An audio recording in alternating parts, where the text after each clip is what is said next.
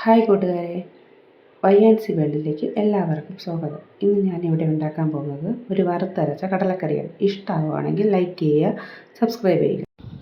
തലേദിവസം വെള്ളത്തിലിട്ട് കുതിർത്ത കടല നന്നായി കഴുകി കുക്കറിൽ വെച്ചതിന് ശേഷം അതിലേക്ക് ആവശ്യത്തിന് വേണ്ട സവാള, തക്കാളി, മല്ലിയില, വെളുത്തുള്ളി ഇവ മൂന്നും കുക്കറിലിട്ട് നമുക്ക് ആഡ് ചെയ്ത് കൊടുക്കാം. കടല വേകാൻ പാകത്തിന് വേണ്ട വെള്ളവും ഉപ്പും മഞ്ഞൾപ്പൊടിയും ചേർത്ത് നമുക്ക് കടല വേവിക്കാൻ വയ്ക്കാം.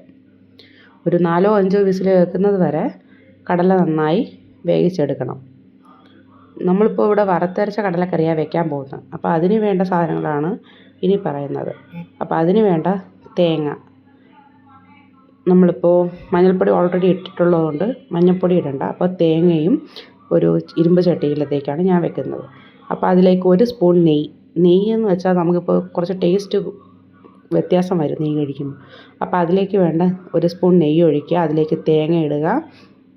തേങ്ങ ഒരു ബ്രൗൺ കളർ ആകുമ്പോഴത്തേക്കും മുളക് പൊടിയും മല്ലിപ്പൊടിയും ഗരം മസാല പൊടിയും ചേർത്ത് ഒന്ന് നന്നായിട്ട് ബ്രൗൺ കളറിലാക്കി എടുക്കുക. എന്നിട്ട് അതിലേക്ക് നമ്മൾ മിക്സിയിൽ വെച്ച് വേവിച്ച കടലയും ചേർത്ത് ഒന്ന് അടിച്ചെടുക്കുക. എന്നിട്ട് നമുക്ക് കടുക് വറുക്കണം. കടുക് വറുത്ത് ഈ അരച്ച് വെച്ച അരപ്പ് ഇട്ടിട്ട് അതിലേക്ക് ഈ കടലയും ചേർത്ത് നന്നായി ഒന്ന് ഇളക്കി കൊടുക്കുക. എന്നിട്ട് അതിലേക്ക് നമുക്ക് ആവശ്യം ഉണ്ടെങ്കിൽ ഉപ്പിടുക. അപ്പോൾ നമുക്ക് നല്ല രുചികരമായ കടലക്കറി കിട്ടും, അതും നല്ല തിക്നെസ്സിൽ. അപ്പോൾ നമുക്കത് ദോശയുടെ കൂടെയോ ദോശയുടെ കൂടെയോ അപ്പത്തിൻ്റെ കൂടെയോ നമുക്ക് കഴിക്കാം.